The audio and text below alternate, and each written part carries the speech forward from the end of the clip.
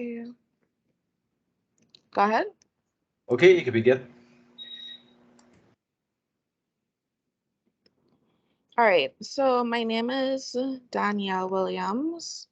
My group member's name is Chanel Morris Webster. And today we're going to be presenting on chapter 9 from our Exploring Leadership text. The name of that chapter is Being in Communities. And basically, what this chapter is going to do is um, provide some information into how individuals function in different types of communities and provide some details on interdependence of relational leadership. Interdependence is basically when two or more people or things depend on each other. The chapter is also going to discuss the nature of communities and how those communities, different types of communities, sorry, how those communities function and operate.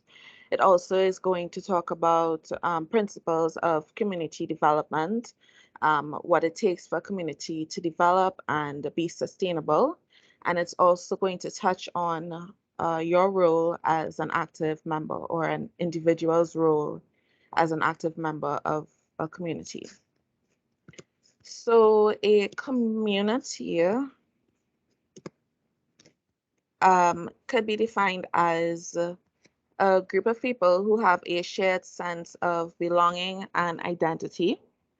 The communities can be small, like a neighborhood, or large, like a global community. They may be geographically defined or defined by shared interests and beliefs. So stereotypically, a community is just a group of people living in the same area, but because we live in a more technological, advanced society, we see situations where online communities could begin to develop where you don't necessarily have to be in the same area as someone, but you're aware of each other and you guys share the same beliefs or perspectives on life.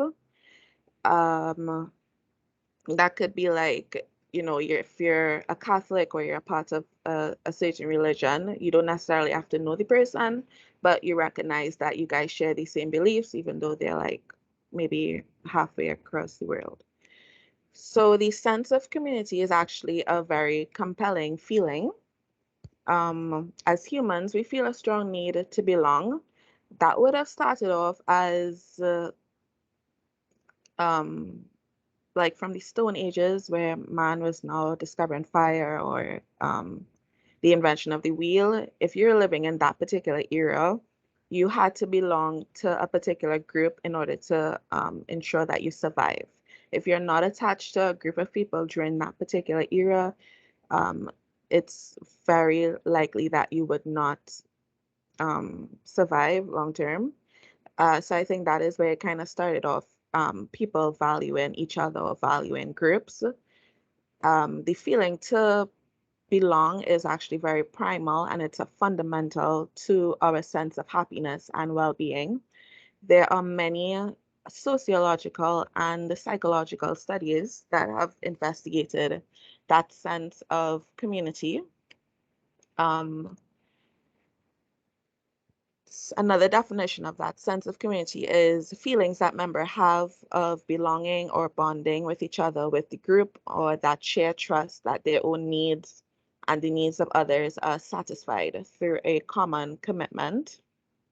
There was a psychologist by the name of Susan Lieberman. She specializes in clinical child and adolescent psychology. She said that by having or building relations, we create a source of love and personal pride and belonging that makes living in a chaotic world easier. What you can also say about communities is that it is a sum of we as individuals are a sum of the people around us. That goes hand in hand with the saying that show me your friends and I'll tell you who you are. The people that you surround yourself with is going to impact how you view the rest of the world, how you view yourself, and obviously your behaviors. So that's why it's important to be particular about who you surround yourself with because it could literally determine the rest of your life. So, the importance of community. So, valuing community is essential to aspects of relational leadership. Um, the reason that communities are able to sustain itself is because people put value on each other. If you did not feel like being a part of a group was important, you would not put in the effort to make it worthwhile or create a supportive environment for individual and group growth. If you value something, you're obviously going to put in the time and the effort to make it better. No community is going to be perfect, so that desire to be with other people is going to encourage others to want to make it a little bit better. So Gardner, he is a psychologist. His full name is Howard Gardner. He was the one that um, introduced the concept of multiple intelligences. He said that the skill in the building and rebuilding of community is not just another of the innumerable requirements of contemporary leadership. It is one of the highest and most essential skills a leader can command. So, in regards to relational leadership, it actually asks that we attend to community as a discipline.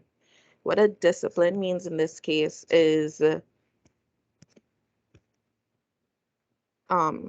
concept to be studied or the request for someone or for people to look at communities as something to be studied, learned, and practiced as one would any other topic like biology, English. That is the kind of importance that relational leadership wants to place on community building. I just want you to think of the most effective and meaningful classes that you've had, clubs, committees, or groups that you've experienced. At some point, you would have probably felt like you are fully committed to this group and that you matter, that what you feel is important, and that you're meaningful to other people in that setting. However, not all groups are going to feel that way. So you can also probably recall a group where you had where you felt like you had little value or you felt like you didn't have anything in common with anyone else and you didn't really feel as if you wanted to put a whole bunch of commitment into that particular group or committee or community, sorry. What relational leadership wants to do in response to that is basically envision a healthy community setting and just do what is necessary to implement that because it's not a comfortable feeling to be a part of something where you feel like you don't enjoy doing it. Finally, the elements of community. So, Howard Gardner defined traditional communities and referred it to effective communities and he summarized that into 8 elements. The first one is incorporating diversity. When you're a part of a community, it is absolutely essential that the persons involved are diverse. If you have a diversity of ideas, skills, and experiences, worldviews, and you can offer that to a group's shared goal, the many talents of people gathered in a community will cause the community to become more resilient and more able to face the world and operate more independently within the rest of society. Another thing that causes a community to be effective is having a shared culture. For example, like Trinidadians, if you go and you meet any Trinidadian abroad, you will obviously recognize the accent and you will obviously feel a sense of belonging or um, fellowship. I don't know the word, belonging or openness towards that person because you know that you share a particular culture. There are things that I could say to a Trinidadian friend that I wouldn't be able to say to an American friend. That whole thing just promotes a sense of trust and a sense of belonging that kind of strengthens communities. Another thing that's important to effective communities is good internal communication. This is extremely essential because without you communicating properly with each other, you would not be able to sustain the community long term. Caring, trust, and teamwork, all of those things go hand in hand for making sure that everyone feels a part of the group and is contributing to make the community successful. Group maintenance and governance is the fifth element to effective communities. If you don't have a proper leader in place, it is very unlikely that this group or is going to function long term. So having someone or a group of rules or practices that everyone knows and can follow is extremely important. Participation and shared leadership tasks. This is to make sure that everyone feels as though they are involved in the decision making of the group and um, that their opinion matters or that they matter inside of the community. Development of young people or new members. Obviously, you're always going to have new people coming in and they would need to be introduced to the other people that are part of that community and socialized properly. So that is also a key element for an effective community. And the last one is links to the outside world. If a community does not know how to operate in relation to the rest of society, it's basically going to be a cult. While yes, it's important that the community could be dependent on each other and could sustain activities on its own, it's important that they are aware of their impact on the rest of society. So we're going to move on to the second topic, a common center. Thank you, Donna. Martin, the bus session. I'm here when I echo. Martin Bowa said in his book, "In our lives together, some form of community is what makes life worth living." He describes community as a group of people who have made a choice around a common center. Okay, so what what I would use as an example of this is, say like we are in a church group, everybody in a church group, they have one common thing to worship the Lord, to come to church, that would be one example. Another example would be of a concentric circle. You could change your slide now. Right, on your screen, we see the concentric circle where number one, which is the darkest blue, we see the core. We see that's the center, that's the target, right? So what a concentric circle is described as two or more groups with the same center point. Exactly what a community is, basically, right? Another example I would use for concentric circle is just recently. I hope it's an appropriate example, but just recently we had issues where with the Venezuelans. Trinidad as well as we are a community. Government, they are their own community.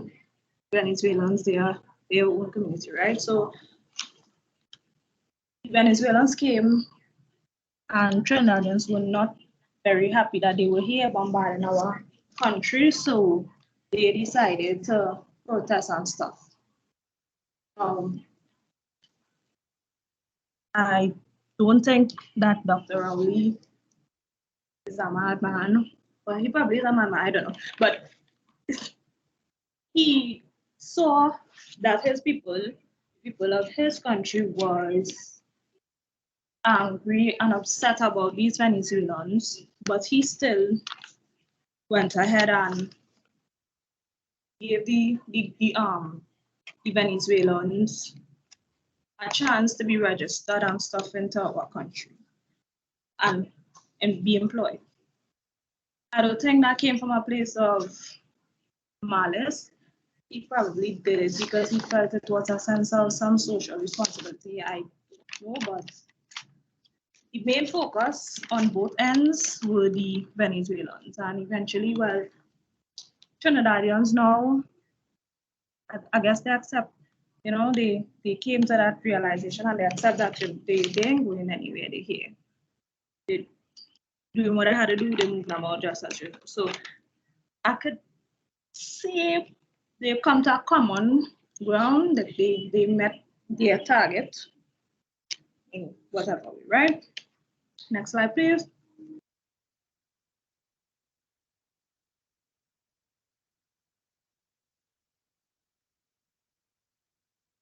Right. So the National Invitational Leadership Symposium said after they had some complications with deciding on what a communication is, coming to a conclusion or describing what is a community, sorry, they came about with binding together of diverse individuals committed to a just common good through shared experiences in spirit of caring and social responsibility. I guess in some sense, this is a little example of or a description to what I just said with the Venezuelans and stuff, right? You could put in the next slide, I believe.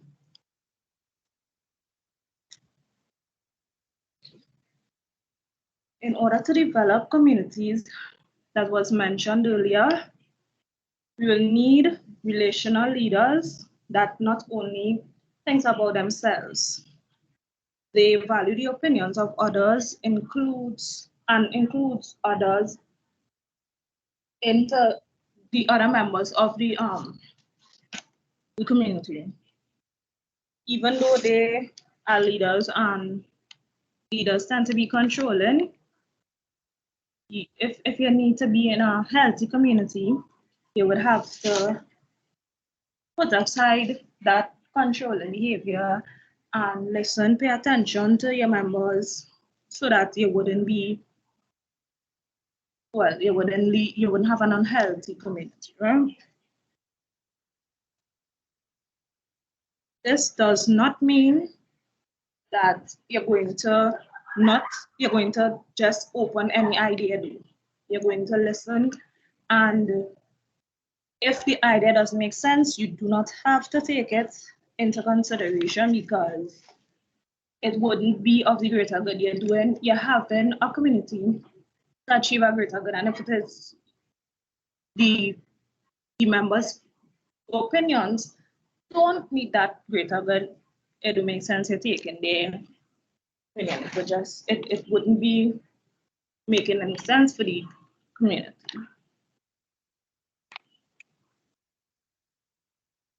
In conclusion of this section, we see this quote on the screen. No man is an island entire of itself. Every man is a piece of the continent.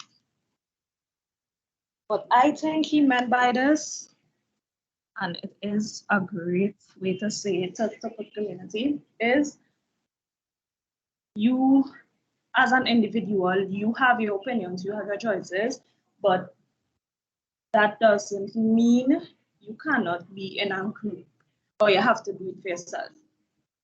The group is there to enhance, the community is there to enhance. And when you have other values and ideas and stuff, it makes it a little easier.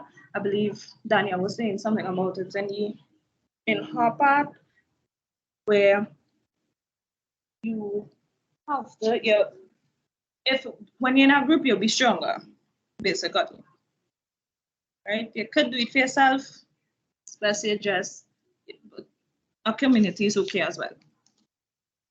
Okay, so we now move on to communities of practices.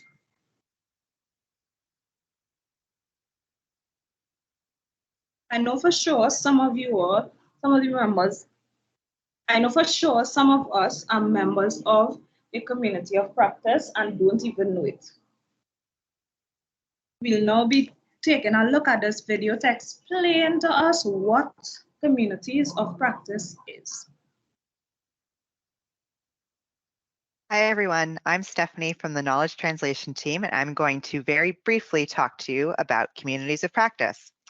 So the first question you might have is, what is a community of practice? So this is a definition from someone named Etienne Wenger, and he is considered to be the father of communities of practice. So he informs all of the information that I'm sharing with you today. So he defines communities of practice as groups of people who share a concern or a passion for something they do, and they learn how to do it better as they interact regularly.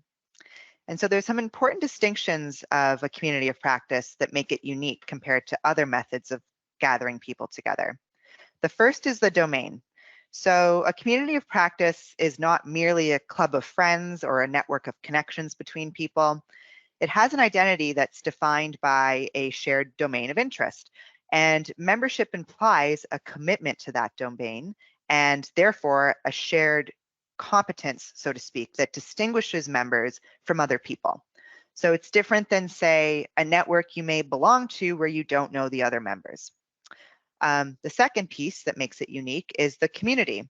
So in pursuing their interest in whatever the domain is that's bringing people together in this community of practice, members engage in joint activities, discussions, they help one another, they share information, they build relationships basically that enable them to learn from one another, and they care about their standing with each other as well.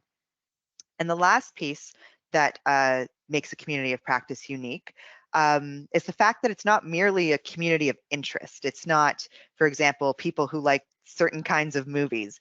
It's basically a community where the people who are a part of it are practitioners, is what we call them. They develop a shared repertoire of resources. They share experiences, they share stories, they share tools or even co-create tools, and they discuss ways of addressing reoccurring problems in their practice, and they share that experience together. And this takes sustained time and interaction to do. And lastly, what's the benefit of a community of practice? So here are some very top level benefits, and of course there are more. But the first one is peer-to-peer learning, of bringing people together so that they can learn from one another in a space where they feel comfortable sharing their expertise and knowledge with one another. The second is that new relationships are developed. So you're bringing together people that might not otherwise have had the chance to get together and share their knowledge and experiences with one another. The third is innovative problem solving. So in a good community of practice where there's a sense of trust and security, people aren't afraid to be innovative and creative in their problem solving, and you can get some really cool ideas out of a group of people who are connecting as a community of practice. And lastly, there's also the opportunity for collaboration or partnership on projects for people who are in that community of practice together. So that's a whistle-stop tour of what a community of practice is. What are the things that make it different than the other ways that we may organize people, and what some of the benefits are. And I hope that was helpful. Okay, so in our video here, we heard us say communities of practice are groups of people who share a concern or passion for something they do and learn how to do it better as they interact regularly. She couldn't have said it better. She couldn't have explained that better, but I think I need to expand a little bit. We all belong to some group. We all belong to some community. But usually time family choices, we don't always be active in the group, right? Making us not centrally involved. That, however, doesn't mean we are not a part of that community. It just means we're not a central part of the community. It's seen quite regularly communities of practice, right? Simply in physical school, we see people who belong to the school community take part in certain things within the school community. All right, imagine Hi on everyone, I'm Stephanie. leave on, well, probably for all secondary schools or schools on a whole, there are days to go to the library, right? So say your day, you can leave it on the, yeah, right. So say your day to go to the library is like a Thursday. The day doesn't matter, but just to create a picture, right? So we go to the library on this Thursday, and there's this one individual who chooses to, there's this one student of the class community that decides to just stay by herself. She isn't involved. She's just there. She doesn't interact with the rest of the class community. But the rest of children, the rest of students decide to interact, be involved, so on and so forth. They would be considered as being a central part of the community, while she would be she would be in the community, yes, but not a central part, if that makes sense. Right. So another thing that is important is that it is considered critical is social networks. Social networks created in the community of practice is considered critical in order to accomplish shared goals as well as to add to our personal identification and satisfaction.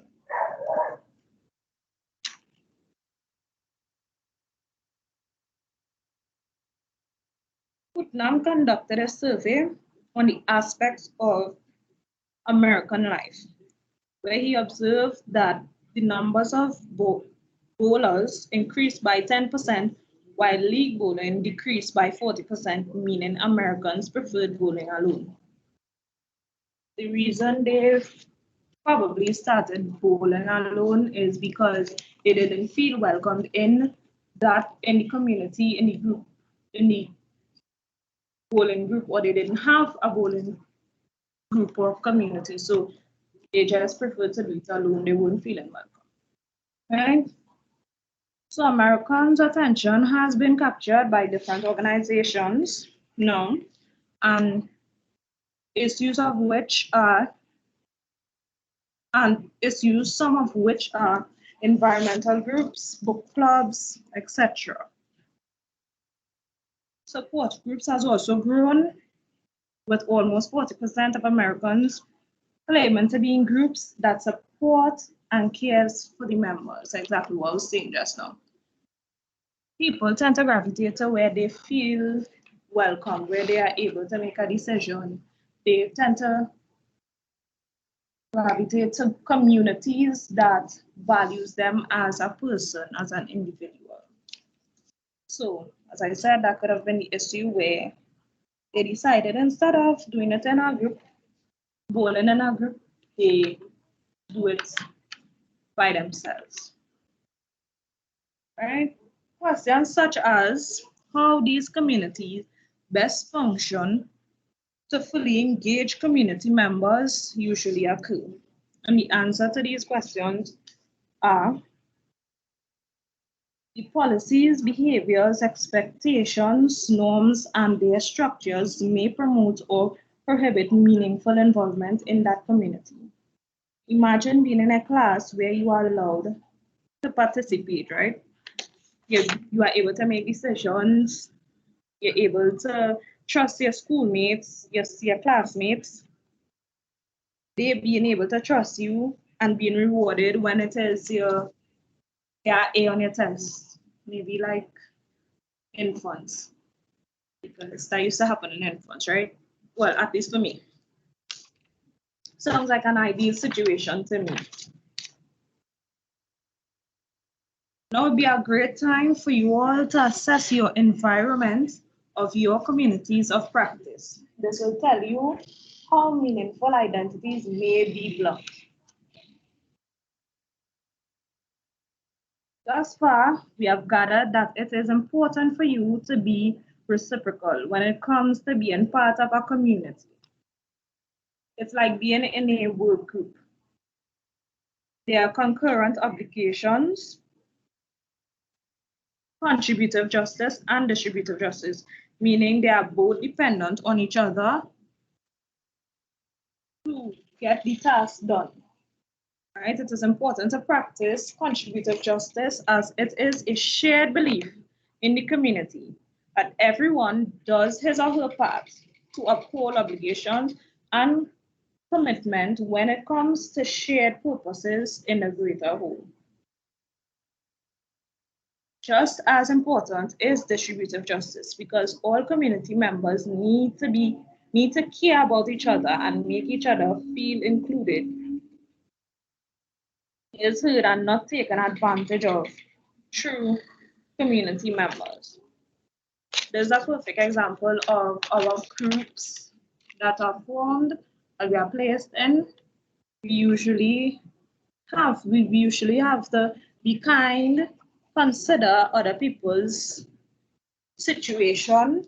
We don't just have to believe, we don't just have to say, okay, you know what? If they could do it, they can do it. They could do it. If they can't, well, no problem, and leave them on the wayside. Right? Last on this topic would be where Arun Gandhi, you could change it now.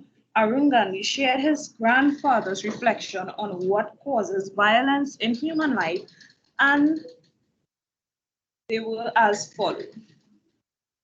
First, we have wealth without work. I think I probably hear my parents talk about this a little bit, where they say you have your parents give you everything, you don't have to do anything, you don't have to lift a finger. I wish my parents could have done that, but fortunately they did not. Anyhow, pleasure with conscience, knowledge without character, commerce with morality, science without humanity, worship without sacrifice, politics with principle, rights without responsibilities. Okay. Move on now to the development of communities. I don't think any of us have ever been in a job on the first day and magically fall into a community. Hence the reason Scott Peck identified 4 stages of developing authentic communities.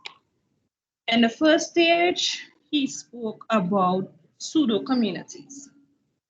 In this stage, everything seems fine. Everyone seems to be getting along just fine. In this stage, people try to avoid conflict, making this stage a superficial and an undeveloped level of community. This is like a two-faced friend.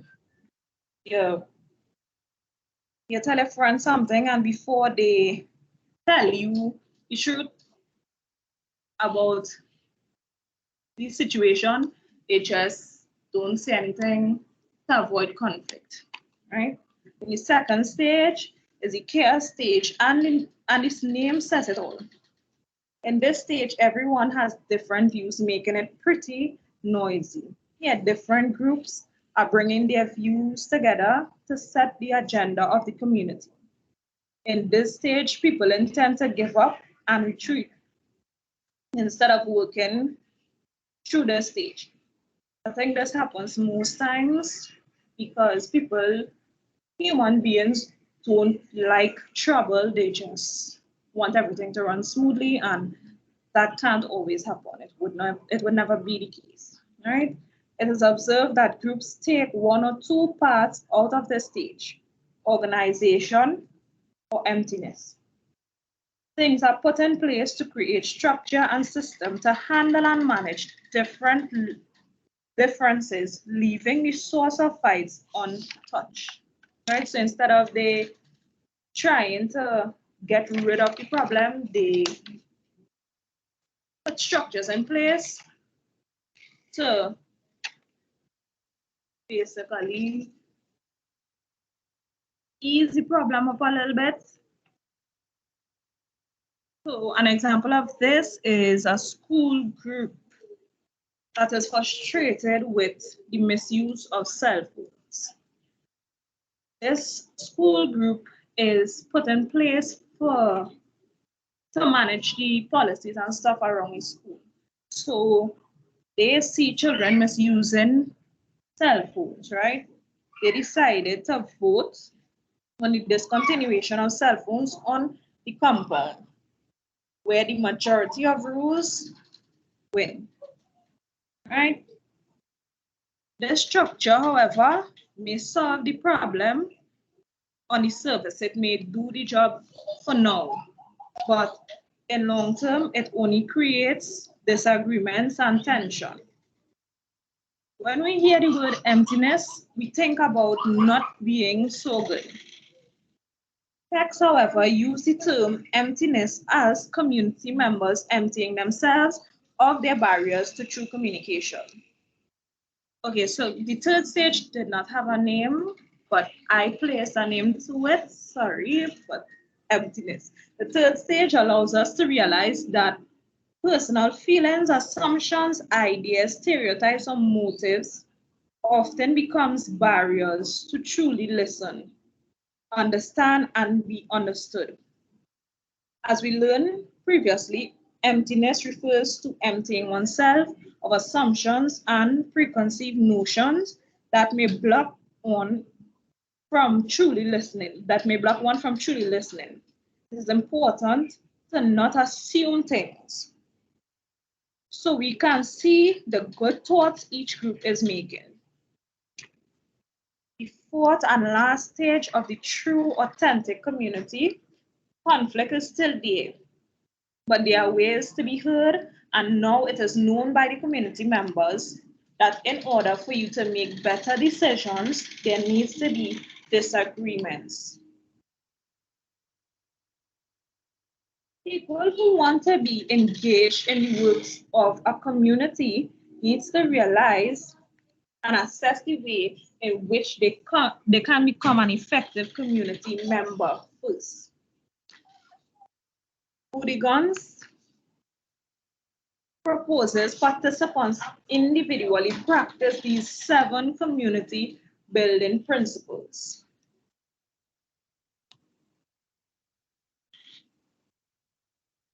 You could change it. First, we have be committed. Commitment to others is a prerequisite for community existence. 2, be mindful. Think about what we do and say. Focus on the process, not the outcome. Be contemplative in examining our own behavior. 3, be unconditionally accepting. Accept others as they are. Do not try to change them or control them. Minimize expectations, produces suspicion and mistrust. Be concerned for both yourself and others. Engage in dialogue whenever possible. Consult others on issues that affect them and be open to their ideas. 5, be understanding. Strive to understand others as completely as possible. 6, be ethical. Engage in behavior that is not a means to an end, but is morally right in and of itself. 7, be peaceful. Do not be violent, deceitful, breach value promises, or be secretive. Strive for internal harmony. Once each member has a moral of their organization as a community, and practice community building skills, the group will be boosted. Move on to the next one now.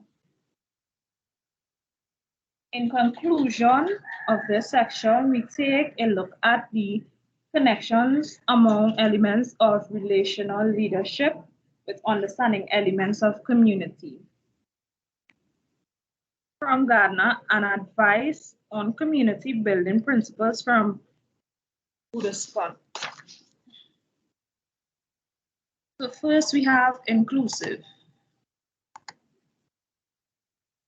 Wholeness, incorporating diversity, links with the outside world, be committed, be unconditionally accepting, empowering, a shared culture of group maintenance and governance, development of young people or new members, be understanding, be concerned for both yourself and others, ethical, caring, trust, and teamwork, be ethical, purposeful, participation and shared leadership tasks, process-oriented, good internal communication, be mindful, and be peaceful. Now move on to the last section of our presentation, which is community colleges. College communities, sorry.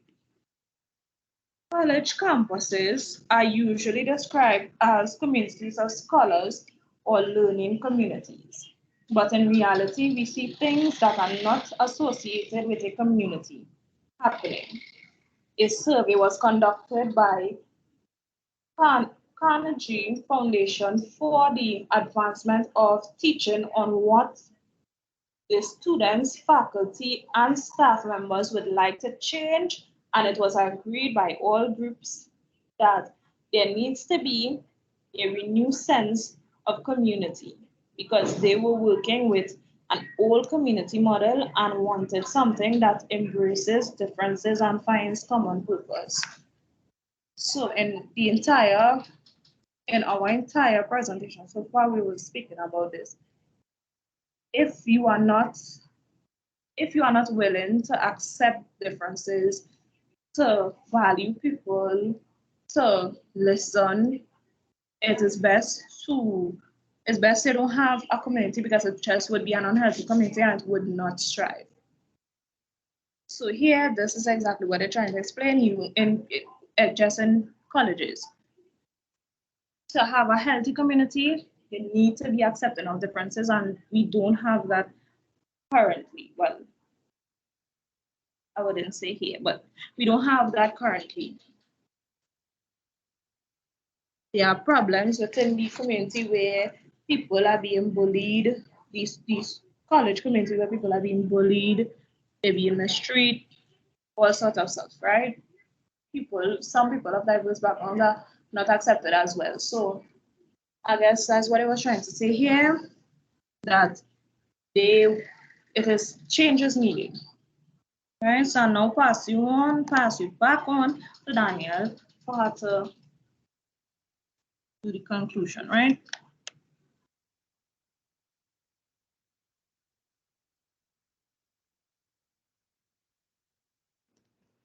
All right, thank you.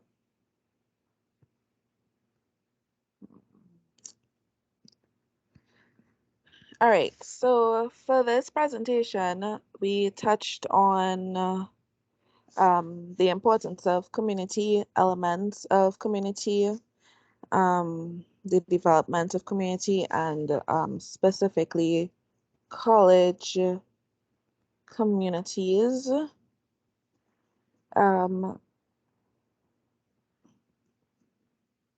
does anyone feel like if they didn't understand anything or they have any extra questions or anything? Right. So, in summary, to flourish, communities require relational leadership. Relational leadership practices values, sorry, relational leadership practices community values as the context in which meaningful change can occur. That is the main thing that we were trying to relate, that community is important, and the way in which we can produce healthy communities is by prioritizing each other. So that concludes the end of our presentation. Does anyone have any questions? Anything like that?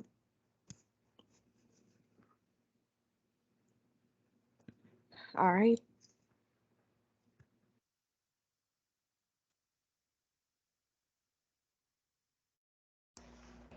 All right, if there are no questions, we will pause the recording.